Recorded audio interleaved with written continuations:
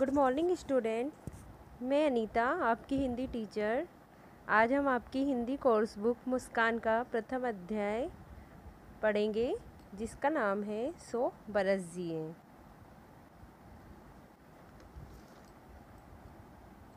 इस अध्याय में लेखक सूर्य से 100 बरस जीने का वरदान मांगता है। आलोक भरा जग को करता, पूरब से देव नयन उगता।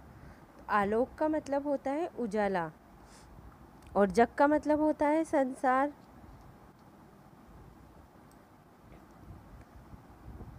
तो इसमें हमें बताया जाता है कि सूर्य रूपी परमात्मा का नेत्र रोज पूर्व दिशा में उदय होकर जग को प्रकाशित करता है या जग में उजाला फैलाता है।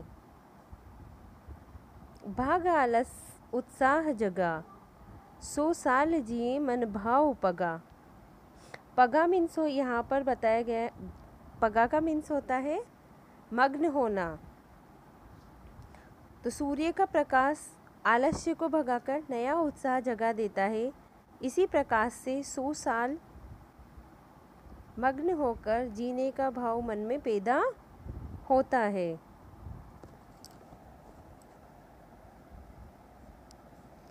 सौ साल जिए, 100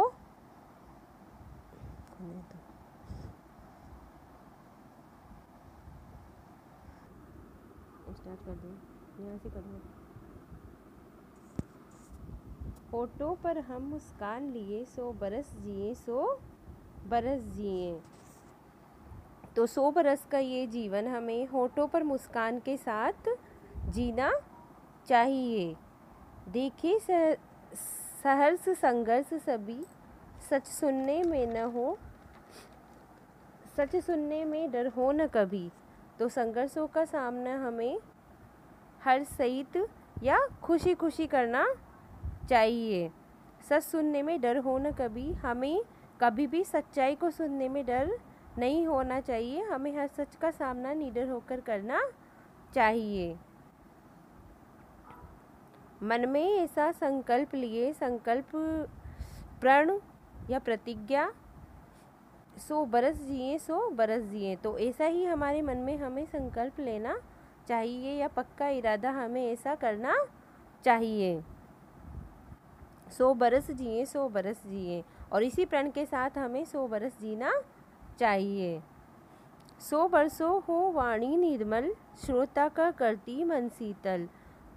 तो जब तक हम जिए या 100 वर्षों तक हम जिए, हमारी वाणी निर्मल होनी चाहिए या स्वच्छ होनी चाहिए,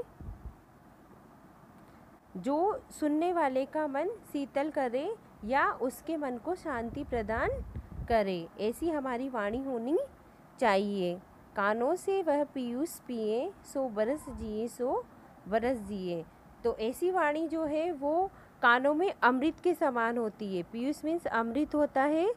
तो कानों में ऐसी वाणी हमेशा कैसी होती है? अमृत के समान होती है। और ऐसी वाणी जब हमारे कानों में पड़ती है या हम सुनते हैं तो हमें अच्छा लगता है और हम 100 बरस ऐसी वाणी ही सुनते जाएं। जीवन का हर क्षण अमृत कण, होगा न पतन लेते हैं प्रण। जीवन का हर पल अमृत के समान है और हमारा कभी पतन न हो, इस बात का हम प्रण लेते हैं। पतन के मार्ग पर न चलकर उन्नति के मार्ग पर ही हम बढ़ते रहें। उत्तान मार्ग पर चरण दिए, 100 बरस जिए, जो 100 बरस जिए। तो हम ऐसा वरदान हम सूर्य से मांगते हैं कि हम हमेशा अग्रसर मतलब आगे की ओर बढ़ते रहें। और ऐसा ही वरदान सूर्य से हम हमेशा मांगते हैं कि हम इसी मुस्कान के साथ 100 बरस जिए, 100 बरस जिए। नहीं तो फिर रुक जाओ आप।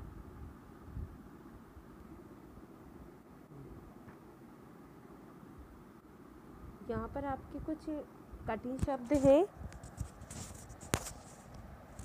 तो इसमें आलोक है, आलोक का मीन्स होता है प्रकाश, उजाला। पूरब है, पूर्व दिशा। आलस का होता है आलस्य। पग्गा होता है मग्न हुआ या मग्न होना। बरस का वर्ष होता है संघर्ष का, कठिनाइयों से मुकाबला। वाणी का बोलचाल, श्रोता का सुनने वाला। पीयूष, पीयूष मीन्स होता है अमृत और सुधा। पतन, पतन होता है गिरावट या गिरना। उत्थान होता है उन्नति या ऊपर उठना। जग होता है संसार या दुनिया। देवनयन होता है ईश्वर का नेत्र। उत्साह होता है उमंग या जोश, आपके यहाँ जोश दिया गया है। सहर्ष, सहर्ष होता है खुशी से। संकल्प होता है पक्का इरादा या प्रतिज्ञा। निर्मल होता है गंदगी और बुराई से रहित। यहाँ पर इसका मतलब गंदगी और बुराई से रहित दिया गया है, जबकि यहाँ स्वच्छ होता है। शीतल, शीतल होता है शांति प्रदान करना या शांति प्राप्त होना। क्षण होता है पल। प्रण होता है प्रतिज्ञा। मार्ग होता है रास्ता, राह। इनमें से मैं आपके कुछ आपको पूरे नहीं करने शब्दार्थ, कुछ शब्दार्थ टिक कर देती हूँ, वो आपको करने हैं।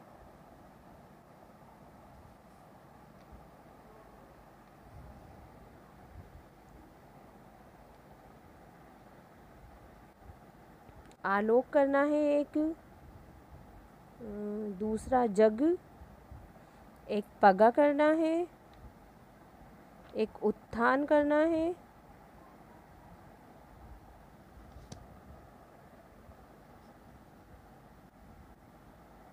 उत्साह करना है, निर्मल और प्रण।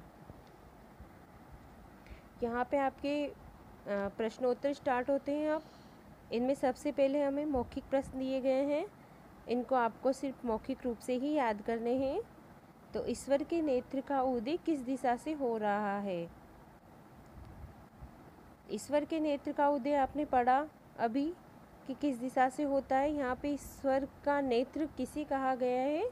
सूर्य को कहा गया है, और सूर्य हमेशा पूर्व दिशा से ही उगता है। नेक्स्ट क्वेश्चन है, संघर्षों का सामना हम कैसे करना चाहते हैं?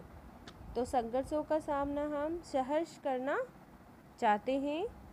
हमारी वाणी सदा कैसी होनी चाहिए? तो आपने पढ़ा अभी, हमारी वाणी हमेशा निर्मल होनी चाहिए। हमें कैसे रास्ते पर चलना चाहिए? तो हमें सदा उन्नति के मार्ग पर चलना चाहिए। आगे आपके वैकल्पिक प्रश्न हैं।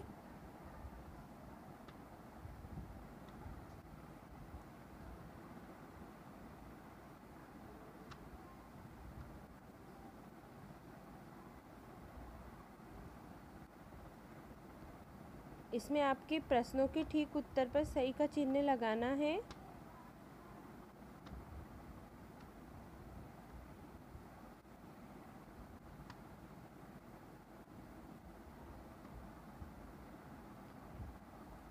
पहला प्रश्न है, प्रार्थना में ईश्वर का नेत्र किसे कहा गया है? सूर्य को, चंद्रमा को, पर्वत को या बादल को?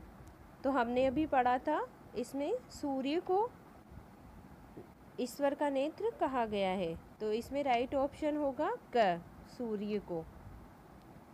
पूर्व से उदय होकर सूर्य कौन सी दिशा में अस्त होता है?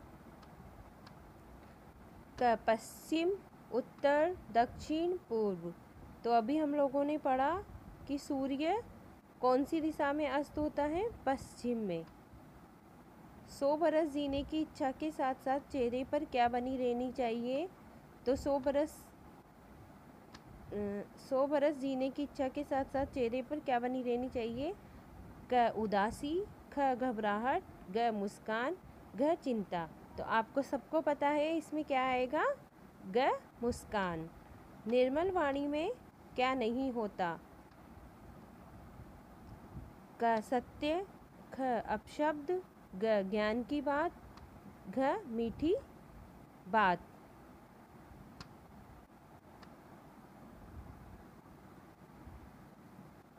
तो निर्मल वाणी में क्या नहीं होता, सत्य होता है, ज्ञान की बात होती है, मीठी बात होती है, केवल अपशब्द जो हैं वो नहीं होते हैं। तो इसका राइट ऑप्शन होगा ख, अपशब्द। आपका नेक्स्ट क्वेश्चन है, निर्मल वाणी सुनने वाले को लगता है कि वे पी रहे हैं।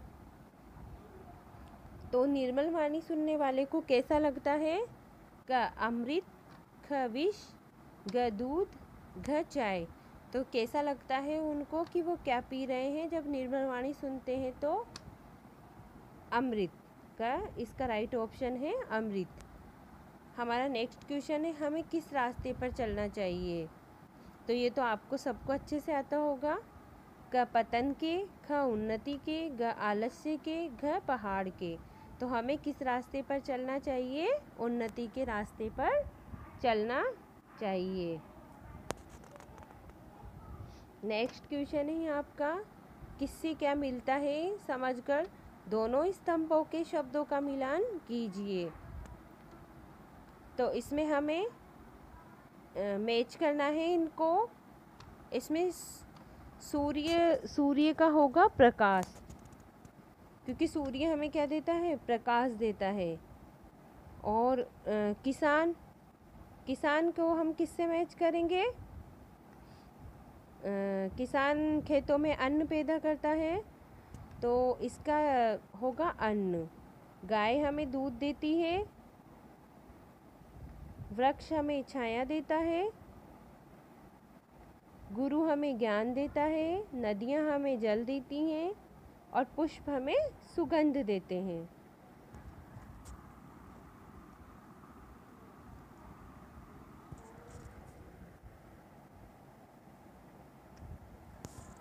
इसके बाद आपका नेक्स्ट क्वेश्चन है, ये आपको खुद करना है। इसमें आपके इस चैप्टर में लिखित क्वेश्चन आपके नहीं आए हैं, नेक्स्ट चैप्टर में आएंगे। तो ये जो क्वेश्चन है आपको खुद करना है। सूर्योदय होने के बाद संसार की गतिविधियों में कई परिवर्तन होते हैं, किन्हीं 4 परिवर्तनों का उल्लेख कीजिए। तो इसमें 4 परिवर्तन जो सूर्योदय के बाद होते हैं वो आपको बताने हैं। तो आपको आते होंगे ये। तो सुबह उठने के बाद में आप लोग क्या क्या करते हो? सबसे पहले तो आप सो के उठते हो, बाकी के 3 आपको करने हैं।